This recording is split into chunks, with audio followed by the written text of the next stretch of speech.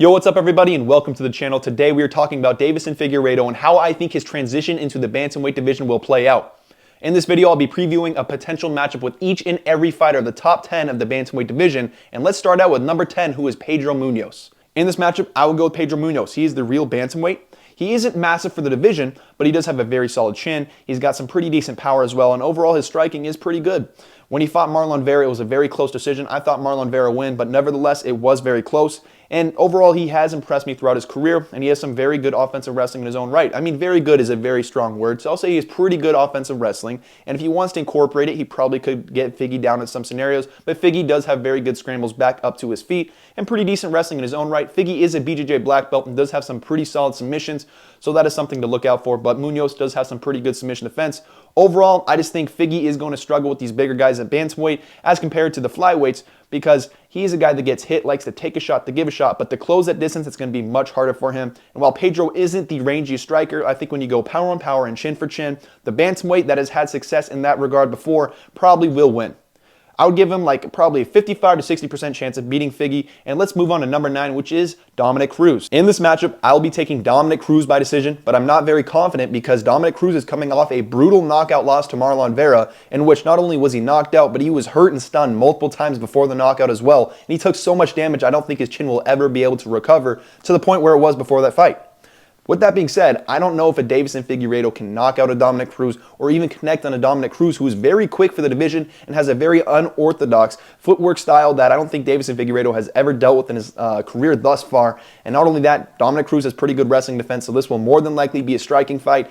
And Deiveson Figueiredo, I just don't think is very big for the division. Like when you look at how he squared off with Brandon Moreno, he made Brandon Moreno look pretty normal. And not only that, he does cut a lot of weight for the flyweight division, but that's because of how muscular he is and how dense he is as well. I think that has a lot to do with it. We see guys like Jalen Turner making the lightweight division. I know he missed weight, but he made it most of the times throughout his career, and he is a lightweight just based off of the way that his weight is distributed and because he is not that dense. Whereas a Deiveson Figueiredo, who looks like a pretty normal size flyweight, not a guy that looks massive, he's not mogging Moreno, aside from the fact that he does have a lot of muscle on him, is struggling every single time to make the flyweight division.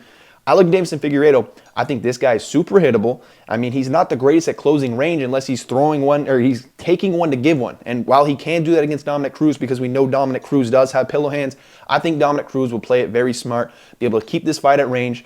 And I'll probably give Dominick Cruz like a 52% chance to beat Deiveson Figueiredo, just because I really don't trust his chin moving forward, moving from here on after the Marlon Vera fight, excuse me. Let's move on to number 8. Which is Rob Font. That's who he's going to be taking on this Saturday at UFC Austin. And in this matchup, I was originally on the Figgy side. I thought Figgy was the much better grappler, not the better striker. I've been thinking throughout the whole entire build-up to this fight that Rob Font is the better striker. He's rangy, he's going to mog Figgy in there, and Rob Font has very good straight punches. When Moreno was touching Figgy, a lot of it was with the jab, a lot of it was with the straight right.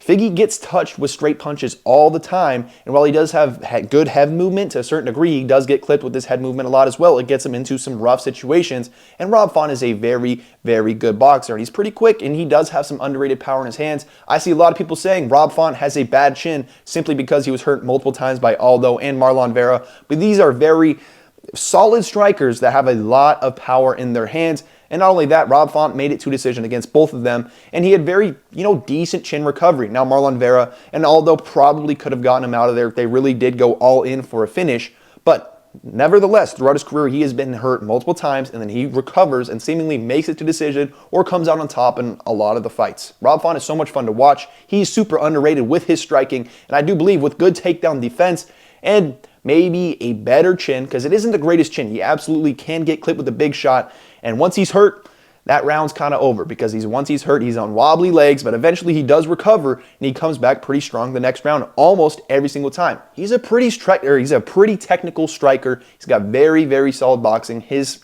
striking defense isn't perfect. He definitely is open to counters, and he throws so much volume. It's almost like at some point he is going to get caught with the counter, as we saw with Marlon Vera and Jose Aldo. Deiveson Figueiredo does not have the greatest counters. He's never been the pull counter guy. He's never been the guy that can go up the center line. When he's clipping Moreno, he's taking one to give one. I think that's his main form, and that's how you can clip Rob Font in all fairness. So he absolutely can hurt Rob Font on the feet. The way I look at it is Rob Font's going to pressure him, and it's going to be weird for Figgy to be pressured by a guy with such a reach advantage, with power. Like, Rob Font will have power in this matchup, especially seeing that, in my opinion, Figgy is a flyweight. He is not a true bantamweight. A lot of people will tell you who he is. I don't believe this is his true weight class. I think it should be flyweight, and unfortunately for him, he's got some weird bone density issue or something like that, because he should not be struggling that much to make weight. Despite how muscular he is, I completely understand that. But I still don't think he should really be struggling all that much to make the flyweight division, seeing that he is pretty close to size parity with Brandon Moreno. Now, the reason why I was picking Figgy, sorry about the sidetrack if I got sidetracked, is because in the Cory Sandhagen fight, Rob Font was taken down 7 times. And Figgy shoots takedowns in almost all of his matchups. He did with every single matchup with Brandon Moreno. He would strike, and then Brandon Moreno would have some success on the feet, and then he would mix in some takedowns, and then you'd have the takedown feint there. I think Rob Font, coming off a loss against Cory Sandhagen, where he was just controlled for 20 minutes, taken down 7 out of 7 times, is going to be drilling his takedown defense. I think he went into that fight fully expecting a striking fight. It didn't look like to me at all he trained any grappling. Maybe a little bit, but it looked very sorry from the side of Rob Font, if I'm being entirely honest. But I do think in the past, I've revisited his career, and that's what made me want to change my pick. Yesterday I was on Figgy. Today I rewatched some film, and I settled down, and I'm on the Font side now. I have to be, because when you watch the Ricky Simón fight, I know he got taken down 6 times, but if we want to break it down, let's go into details about it. One of them, he jumped guillotine. Another one of them, he was rocked, and then he got taken down, and he got back up to his feet. And then one of them, he slipped, and then another one, he just overextended, getting really excited, trying to find the KO. And all of these ones, he got back up to the feet. He was never really controlled all that much from Ricky Simón.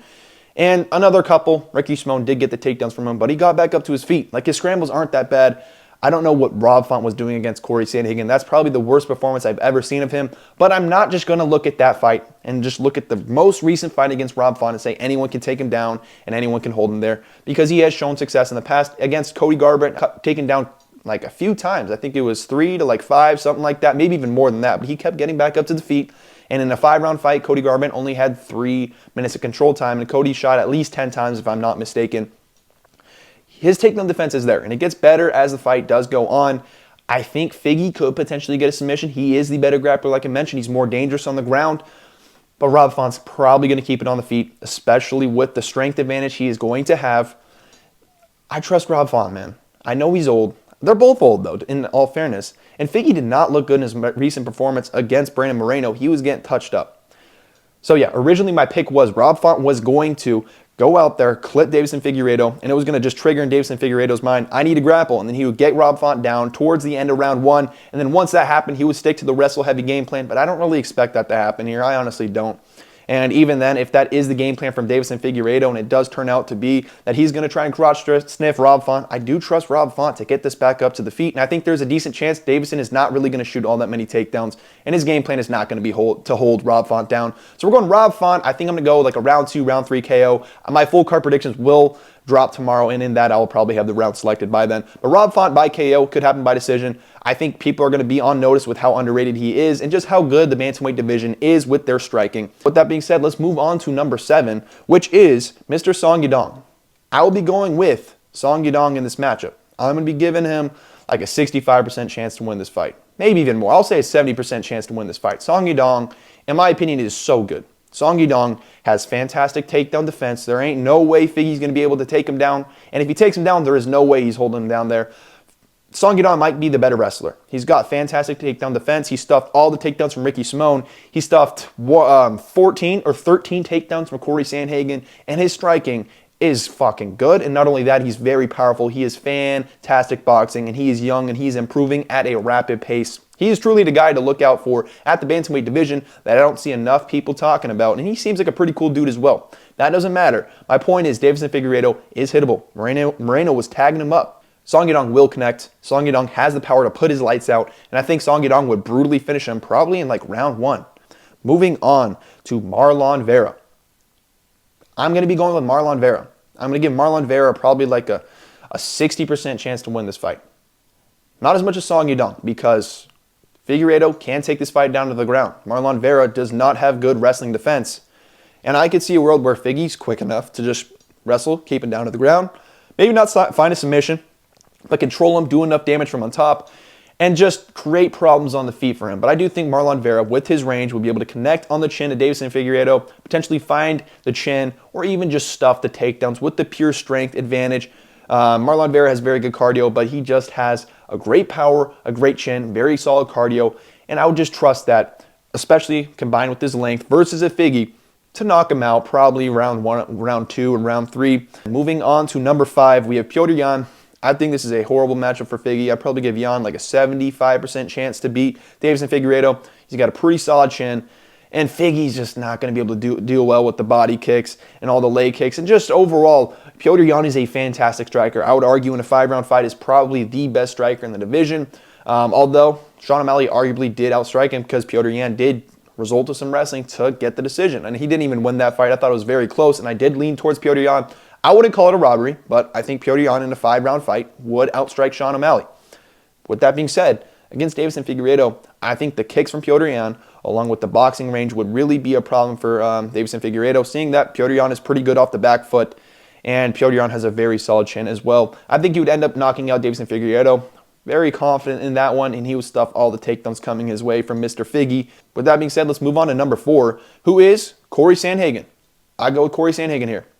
Look, I think you guys can see how this video is going. I'm picking all the top 10 over Deiveson Figueiredo. This is kind of coming down to what chance do I give Figgy against them? How do I see the fights playing out? And how does Figgy win this fight? Because I don't really believe in his stand-up in this division. The bantamweights have great strikers. They are all rangy. They are all bigger than Figgy. A lot of them have power. And the flyweight strikers just aren't on the level of the bantamweight division, in my opinion. So, Cory Sandhagen, a very rangy striker, has a boxing-heavy approach. He's got some good flying knees. He has a massive, massive frame advantage against Deiveson Figueiredo. I'd probably give him like a 65%, and I'll give him a 70% chance to beat Deiveson Figueiredo.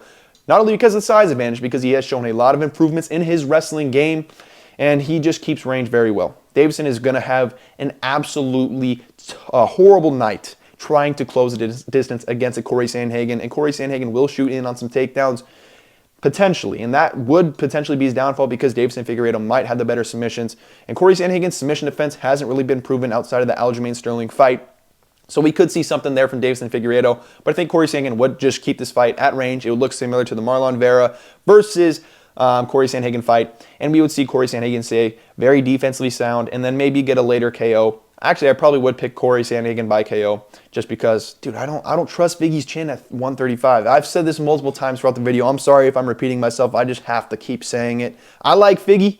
I hope he has success. I might cheer for him against Rob Font, but seeing that I am picking Rob Font, I might cheer for Font because I like Font too. They're both really cool dudes. I just hope it's a very fun fight where Figgy doesn't look completely washed and doesn't look like his career's over, and Rob Font gets some respect and has a fun time out there. Let's move on to number 3. With that being said, we're going to talk about Henry Cejudo. This is a very winnable matchup for him. I think Henry Cejudo really has a trouble with holding people down. He's really not that good of a grappler. He's got fantastic wrestling. He's going to be pretty good at stuffing takedowns and getting takedowns of his own. But when it comes to holding someone down, Henry Cejudo is not him. And Deiveson Figueiredo will be able to keep this on the feet. And Henry Cejudo has a very boxing-heavy approach. He has some kicks as well. I don't really believe in the stand-up of Henry Cejudo that much. I think it's solid, but it's really not top tier. It's not on the level of a Cory Sandhagen, Marlon Vera, Song Yudong, all these other guys I've been picking over Deiveson Figueiredo. So I would go like a Henry Cejudo, probably like a 55 to 60% chance, probably like a 58% chance, because Figgy has some pretty solid striking. But seeing that Henry Cejudo has trained and has coached Deiveson Figueiredo, he probably knows this guy inside and out. And Figgy probably hasn't seen too much of Henry Cejudo's game. I do trust that the coach would be able to cook up his student, especially knowing that he has watched all the film, given him all the advice, and just probably sees the holes in his game very well. Henry Cejudo has very good fight IQ when it comes to his striking. I don't really trust it, but I can't trust Figueiredo to come out here and outclass all these guys when I don't trust his power to translate to this division. Moving on to number 2, who's Merab Dvalishvili. I'm going with Merab here. Merab has fantastic cardio. It's going to be hard for Deiveson to stuff all of his takedowns first off because Moreno was able to take him down, but also Merab Dvalishvili has one of the most insane paces in the entire UFC. Probably the most insane pace. It's him and Colby Covington. I'd probably go with him number 1 if you watch his fight with Petr Yan. That's just overpowered. That needs to be patched. It needs to be nerfed. Whoever created MMA, you need to update the system because whatever just happened, I don't think Merab Dvalishvili is going to be losing many 5-round fights because his cardio is out of this world. I think he shot like 40 plus takedowns on Petr Yan. I don't think Deiveson Figueiredo would first off be able to stuff all the takedowns from Merab Dvalishvili, and second off be able to keep Merab Dvalishvili off of him or do enough damage in the clinch to win the fight. I think Merab Dvalishvili, I'd give him like a 70% chance to win this fight. There is a chance Deiveson stuffs the takedowns and out damages him round per round if the judges are being very petty. But I think Merab takes him down, and if he gets back up, we'll go for another takedown shot. It won't be very exciting. In a 5-round, I'm a lot more confident in Merab, but even then in a 3-round, I'm still pretty confident in him as well. Moving on to Aljamain Sterling, I'm taking Aljamain Sterling. I'd probably give him a 70% chance. And the reason why is because I don't believe in Aljamain Sterling's stand-up, and when it comes to his pure striking game, he's very hittable, and he's very knockoutable. I don't know, chinable, I guess that's the word for it. Aljamain Sterling, if Figgy can stuff the takedowns, which I don't think he'll be able to do, and if he does, Aljamain can always backpack him. But Figgy is very high level when it comes to his jiu-jitsu, and that could potentially play a factor. And since he is smaller, he could potentially, just move out of the body triangle. But Aljamain Sterling is a master of keeping people while he has the body triangle in on them. And I do think he would be able to shoot in on the takedowns, and then from there, he would eventually either submit or just beat him out by decision, similarly to how he beat Petr Yan and a lot of other guys once he took the back. So I would go with Aljamain Sterling, 70% chance to win that fight, but if it is on the feet, I might even favor Figueiredo there, and I don't really trust the chin of Aljamain Sterling all that much. He isn't chinny, but if Figgy does land a perfect shot, he can hurt him. Much like a lot of these other guys. I haven't really expressed this throughout the video. He has good power for the flyweight division. When it comes to the bantamweight division, I think he can hurt these fighters. And if you hurt anyone with the nice flurry of punches, you can put them away, which is why Figgy does have a decent chance against all these fighters. And I'm not completely ruling him out, giving him no chance against any of these fighters. It's because he has a puncher's chance. And he is somewhat of a technical fighter. I just don't trust his striking style, man. I can't. So Aljamain Sterling beats him by decision pretty dominantly. I think he gets his back every single round, probably a 50-45. I trust Figgy's submission defense, and I don't really trust that Aljamain Sterling would be able to put him away because he doesn't have a lot of power in his hands. And when he has the back, he's not really threatening the TKO all that much unless you're TJ Dillashaw with a lacking arm. Moving on to the champion, who is Shaam Ali. I'm going to go with Shaam Ali. I'm going to say probably around the same 70% chance. He was able to stuff the takedowns from Aljamain Sterling. He's got a lot of power in his hands, which will provide a lot of problems for Deiveson Figueiredo. He's very rangy. He's got a boxing-heavy approach, and Deiveson Figueiredo, as I mentioned, every single fight so far basically is he's going to get hit. He takes a shot to give one, and you can't take a shot against Shaam Ali, who is one of the hardest hitters, if not the hardest hitter, of the 135-pound division. He's going to get touched by Shaam Ali. He's going to get put down. He's going to get knocked out early. But he does have some wrestling there. He can mix it up, make it a mixed martial arts fight, and make it pretty interesting. Could potentially connect on the chin of Shaam Ali. But I think his best path to victory there is either working in the wrestling, potentially finding a submission, which I don't trust him to do. But if he makes it a mixed martial arts fight, then I'd probably give him a 30% chance of winning that fight. But even then, I don't know if he could do that. So I'll go Shaam Ali, 75% chance of winning, just because Shaam Ali is that much better on the feet. With that being said, I guess that's going to conclude this video. I'm cheering for Deiveson Figueiredo. I can't trust in him because of his striking style and because I don't believe the flyweight division is even close to the bantamweight division in terms of skills overall, especially when it comes to the striking realm. And Deiveson Figueiredo, as physically imposing as he was in the flyweight division, since he relied on his physical characteristics so much, in my opinion, to win at the flyweight division, you can't move up a weight class and expect the same things to happen. You have to have some major technical adjustments that I don't think he is going to be able to make, which is going to result in Rob Font beating him by KO or a very dominant decision this Saturday. I'm cheering for Figgy. I wish the best upon him. I wish the best for the flyweight division because I think it is very, very fun, but I really don't believe in it moving forward. With that being said, make sure to like and subscribe. Thank you guys so much for watching this video, and I will see you guys in the next one.